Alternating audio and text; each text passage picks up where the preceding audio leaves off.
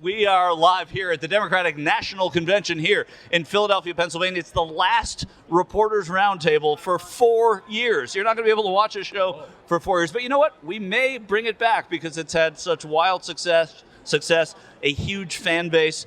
There's going to be Jesus Godoy is going to start making T-shirts for Reporters Roundtable.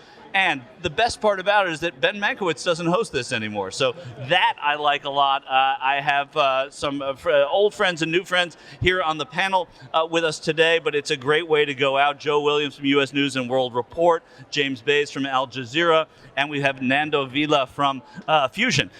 So 3 different experiences coming out into this convention. First, we all know how little conventions matter historically, right?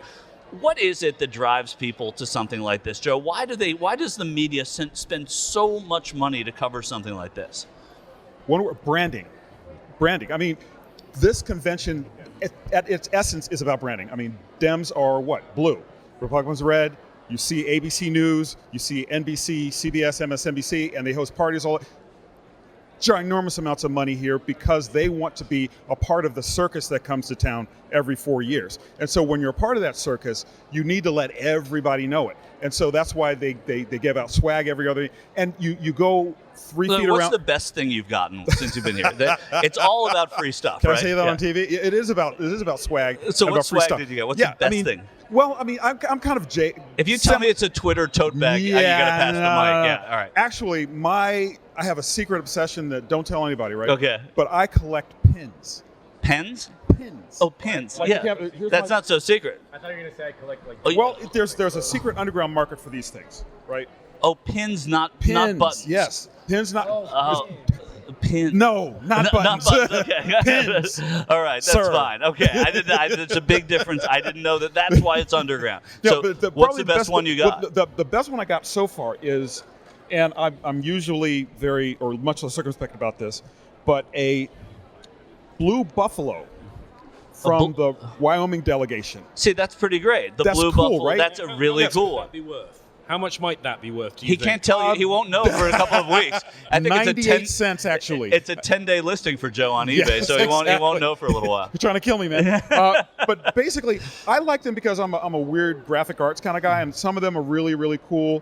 The California one, I've got a couple of really good ones on my list. All right. So for me, these are cheap, and it's a good way to meet people because I just walk around looking at lanyards all day, which, given the wrong circumstances, can lead down an entirely different path. You talk about that, but James, as you're walking the halls here, everybody's kind of reading everybody. It's like it is a convention in the same way that a shoe convention is a convention. Everybody's got the high I'm. Here it's not quite a high I'm, but everybody's got their name and on their credential. You're always looking to see what they said. And we all can go to different places and some can go to others. Yeah. And constantly you are being stopped everywhere you go. You can't go there, and some old lady. It's either always be old ladies checking your passes. Of course. And you have to sort of explain, no, this is the right one. I've used this restroom every day for the last 4 days.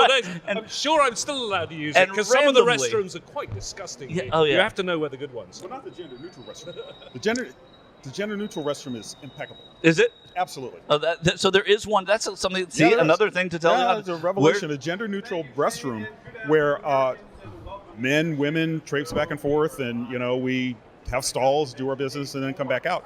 And it's amazing because nobody's been attacked that I know of, and all's living in peace and harmony. That's good. Nando, so you come here with Fusion. Yeah. Your viewership wants to see. I mean, they want to see what it's like here at the convention. But what sort of stories do you cover, and what angles do you cover that are different than the general media would be covering here?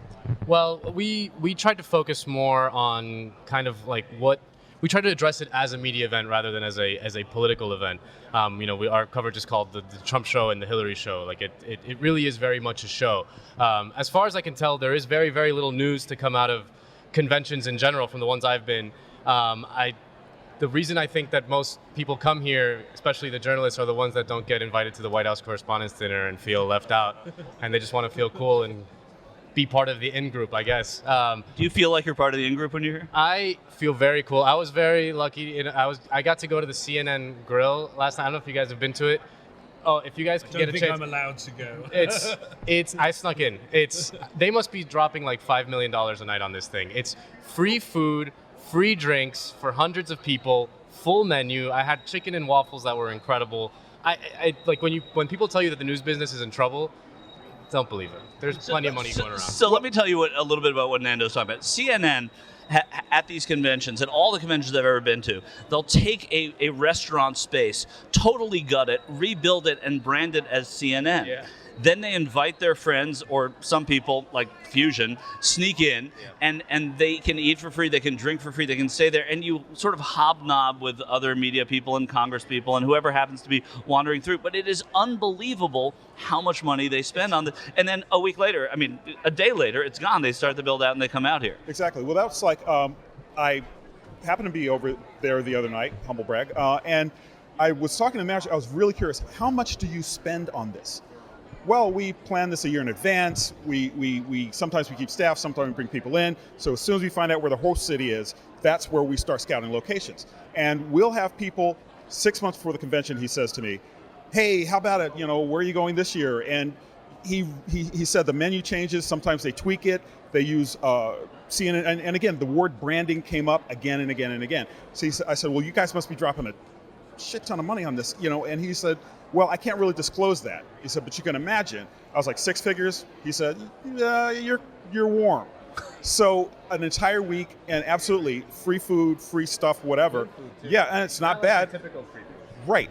Not typical But free here's journalism the thing, it's food. the branding and the advertising. I understand why ABC covers the convention, but James, what are they going to get out of the CNN grill?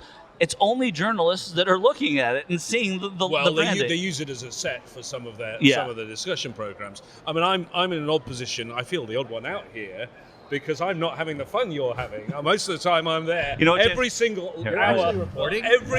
hour, live on the hour, trying to find analysis of what's going on, and it's clear to me, having not covered the convention before, covered so many political events around the world, but I've covered US elections before, going back over several decades, but I've never been to one of the conventions before. And having covered party conferences in European countries and the UK and whatever, I am just stunned. There is no proper discussion of policy. There's broad pronouncements and absolutely no policy at all. And I wish I'd realised it was all about having fun like you guys. They have me on air every single hour. And of course for us, we're trying to find something that's relevant to a global audience, because we're not doing branding. Al Jazeera currently is not being broadcast in the US, so we're not here for branding. We're trying to explain stories like Syria, Afghanistan, Iraq, and there's no discussion You are in the wrong place. That's your problem right there. Trying to get policy out of these things is like trying to find meaning in a fortune cookie, I guess, for lack of a better comparison. It's not about policy. When I was doing my reporting leading up to the convention, the phrase I kept hearing was infomercial. It's like an infomercial for the party. Unfiltered. This is their last unfiltered address to the country.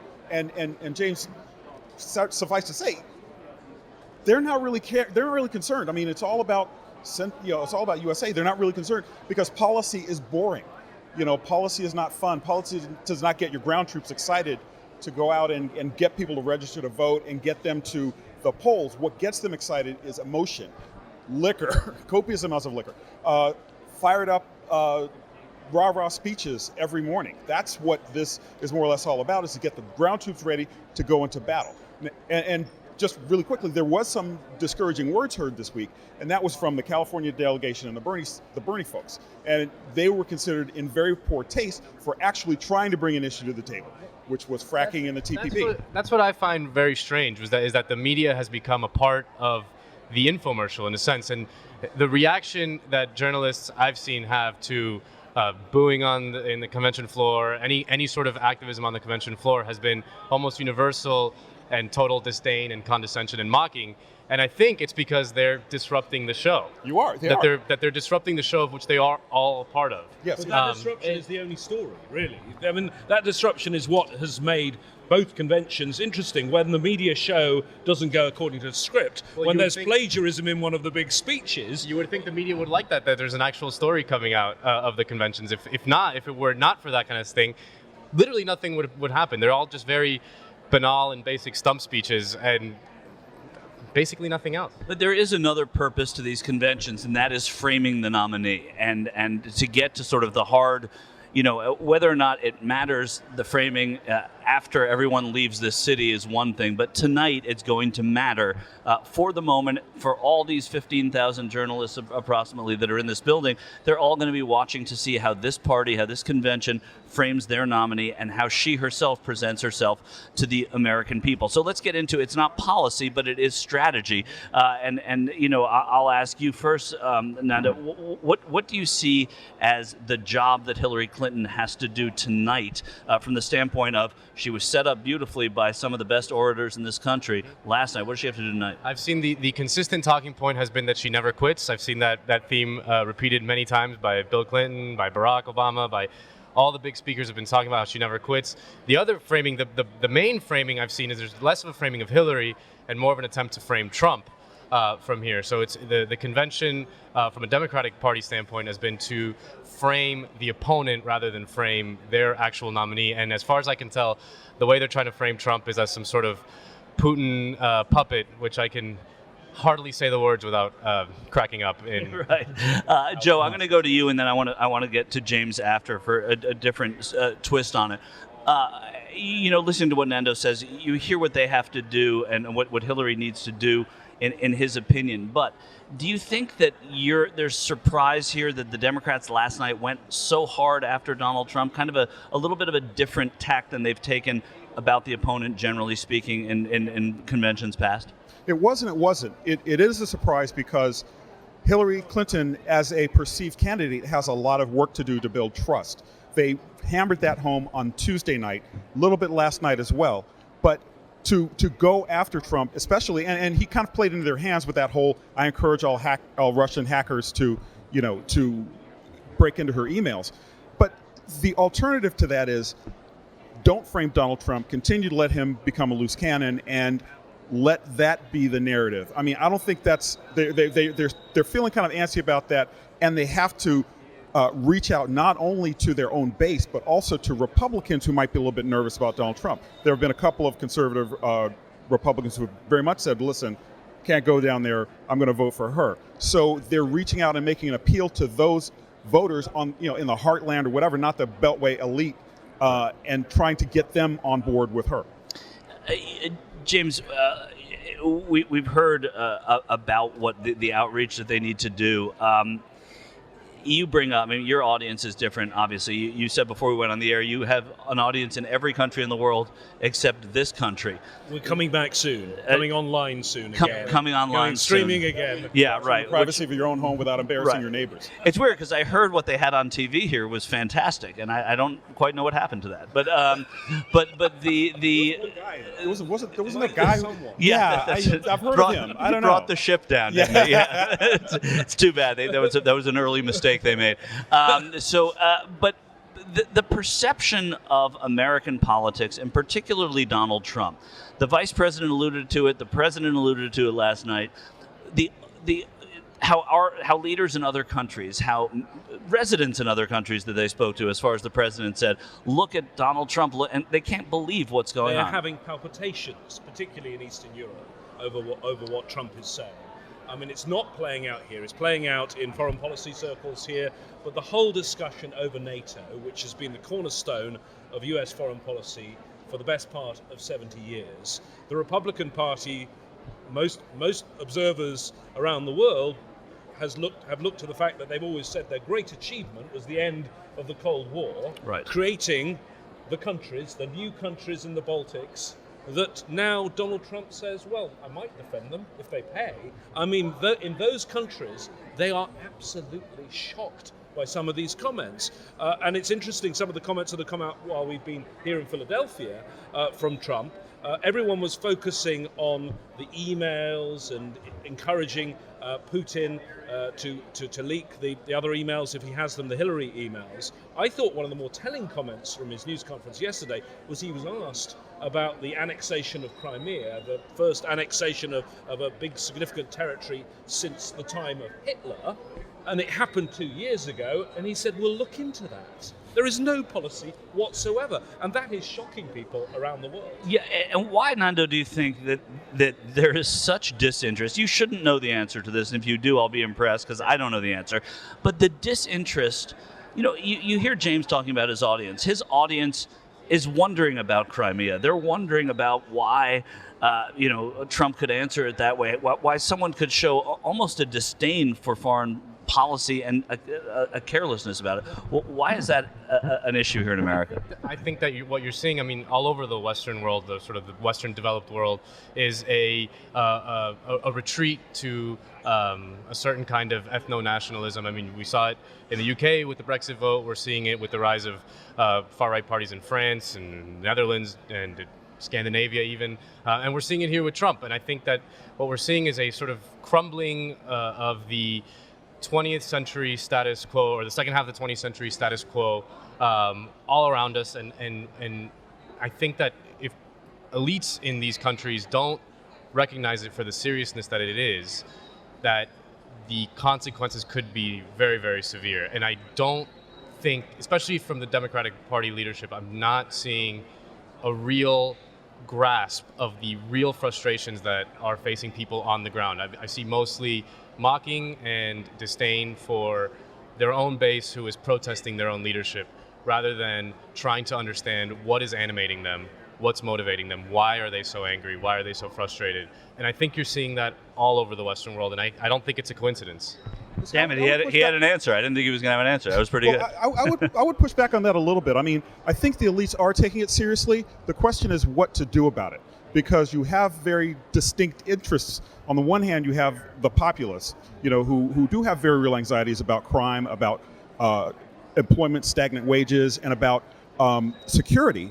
And on the other hand, you do have the upper echelon of the party that is concerned about globalization, concerned about trade, concerned about the economy and keeping it at a sustained level of improvement. Those policy discussions are kind of boring, which is why they don't get played out in the arena. And I mean that pejoratively, not complimentarily. I mean, you talk to anybody for 5 minutes about what fracking is and about all the elements that go into it. And if you get too technical and drill down too deeply, the eyes glaze over and people really aren't concerned. Oh, yeah, that's very nice. Listen, I'm going to go over here for a little bit. You talk about issues like ISIS and Syria and Iraq and Crimea and annexation. That's way over there. My kid's got to go to soccer. That report's overdue for work. And it's kind of shallow to a degree, but, well, actually, it is very shallow, compared to our European friends and neighbors. But American myopia has never not been a thing. So I guess what I'm suggesting is that at a certain level, you do have people who are carrying on very serious discussions on this.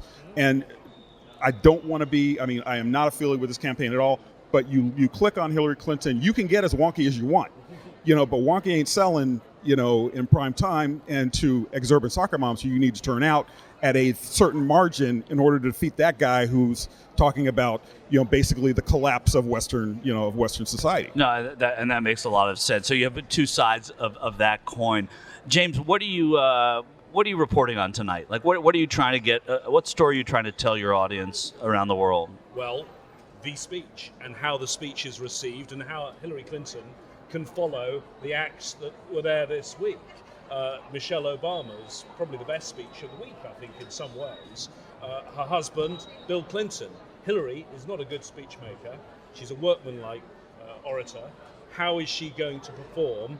Will there be, because I've seen fresh chatter on social media suggesting the Bernie people might try something, they might try a last disruption. So I think that is what we'll be looking at, and I've actually already been commissioned to do a piece that will run on Friday, which is a compare and contrast between the Trump speech and the Hillary speech. In many ways, actually, I'm not sure that is the right contrast, because the Trump speech was actually the one bit of the Republican convention and Trump's campaign that was quite conventional, when the rest of it is so unconventional. We'll be talking about the differences on substance, but the differences on the way they play the political game, I think, is a whole important part of this story. And it's not clear to me that the Clinton campaign are going to play to Trump's rules. They're not. They're playing a conventional political game when Donald Trump is basically tearing up the rule book. And I mean, listening to James, Nando, and that it's comparing both style and substance, but really stylistically is how people are going to digest what happens tonight.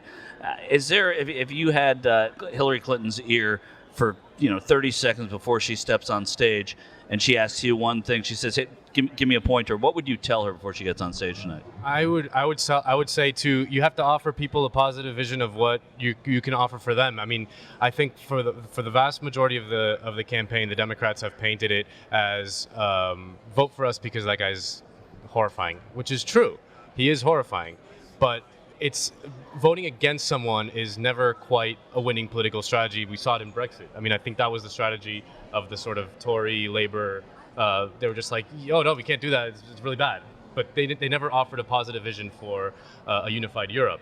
And I think that the Democratic Party has to speak to the real frustrations in people's lives and offer them a positive way forward without getting too in the weeds and too wonky. I don't think you need to do that. I don't think it's a choice between that. I think it's get them something that they can rally around that's beyond Trump is an asshole and we're going to end discrimination. Both worthwhile things, but you still need to offer someone what's going to affect them, how they're going to get out of this hole that they're in, how they're going to get out of this frustrating stagnation that they've been seeing.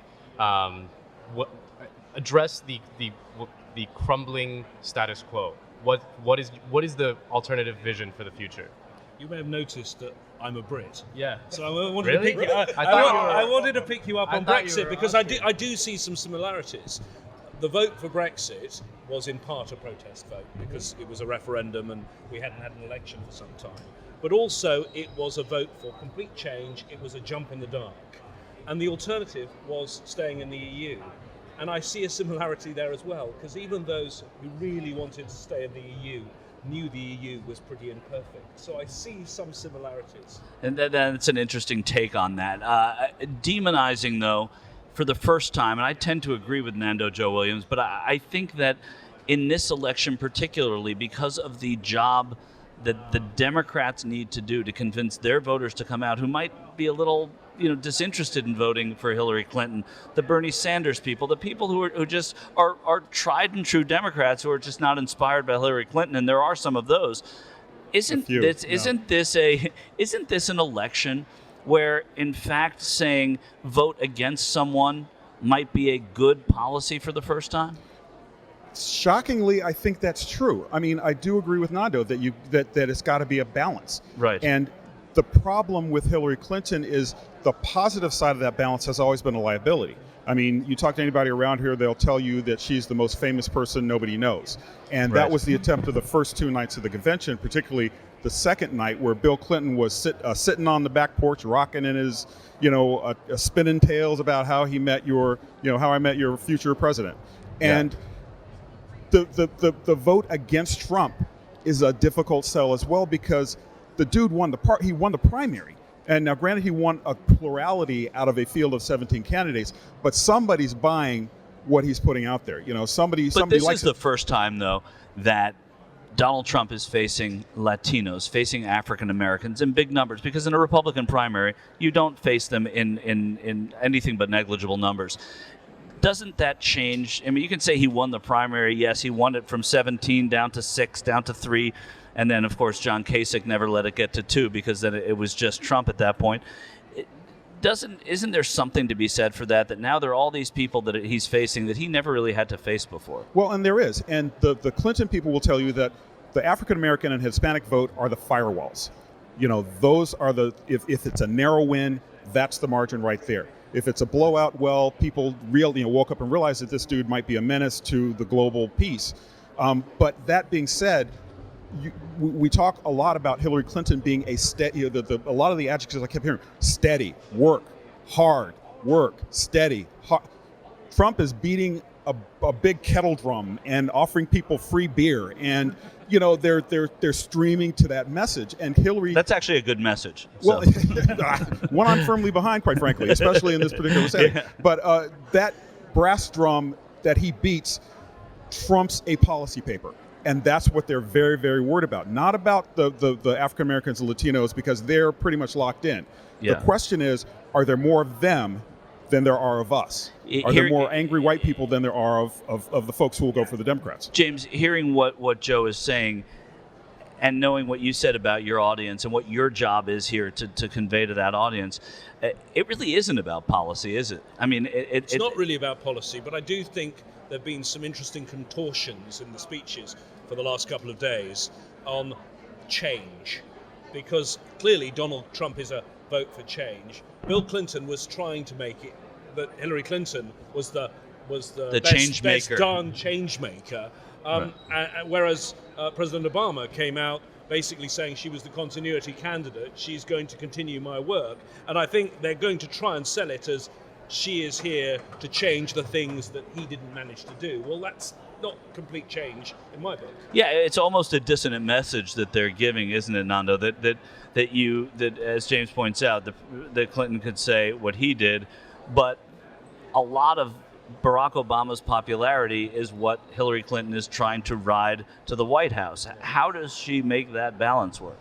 Well, I mean, it's tough because I mean, like we were saying that they see the African American and Latino vote as firewalls. I mean, to me, it seems like their strategy is demographics and that's it. But when you look at the choice for a Latino voter, it really is quite grim when it comes down to it. I mean, you have Donald Trump, who's going to build a wall and deport every single undocumented immigrant in the United States, or the Democrats, who have deported more undocumented immigrants than any other president, or than all the presidents of the 20th century combined. But maybe is that the change that they're talking about? Is that a place where Hillary Clinton could pounce and make a change, as her oratory has said? That would be a good start. Yeah, that would be a great start, but I haven't heard anything so far. I mean, it's very hard to say, like, even people who have watched her for a long time, what does she believe in? Like, what are her principles? What are her political principles? That's a very elusive thing to grasp with Hillary Clinton, whereas with a guy like Bernie Sanders, it's very easy. You know what his political principles are. They're very, very obvious. And I think that's something that the Democratic Party has lacked for about 30 or 40 years, where it's real organizing principles around which people can grab onto. But a lot of the criticism for Sanders was a lack of policy as well. That here are some big ideas, and those big ideas motivate people better than anything. But that once you sort of went behind those ideas, there wasn't a great deal of policy. Isn't that right, James? I think. I'm seeing lots of what has to be done, and very little of how one does it. Actually, from both candidates, it's more of a problem, clearly, for Trump, because there is, on some things, no policy whatsoever.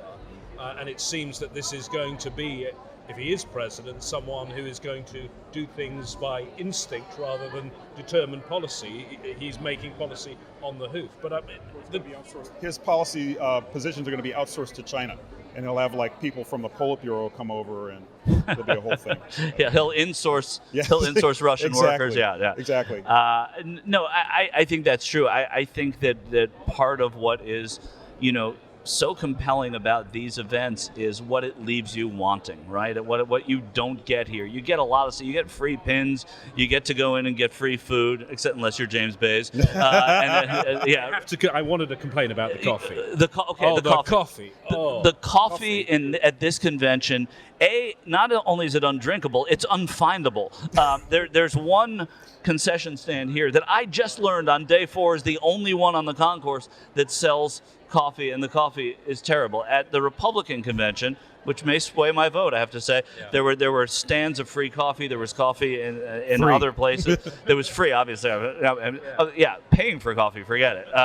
And that's a big part of this. Joe Williams, we can read your stuff in U.S. News and World Report. Follow you at @VerbDC, VERBDC. That's right. James Bays on Al Jazeera, soon to be on Al Jazeera Online. But you can get us on a VPN if you want to try and cheat. Right. And Yes, and you can read us on the website. You can read us on the website. That's what I do because I'm not quite sure what VPN means. So we can Bays on the Road at Bays on the Road. Bays on the Road is the Twitter. Which is a great Twitter. Nando Vila at fusion.net. We can read what you're doing. We can hear about you. And at Nando R Vila, Vila. On Twitter, I'm Michael Schur. Hey, this Reporters Roundtable thing has been a lot of fun. I've had a great time doing it. I'm going to be here tomorrow, and no one will be here. I'm just going to do the show by myself and lie down across these chairs. Thanks to all of you. Thanks to TYT. We'll see you live tonight, streaming the entirety of not the entirety, from about 8 o'clock until Hillary Clinton walks off the stage amid a lot of balloons. I'm Michael Schur for the Turks Network.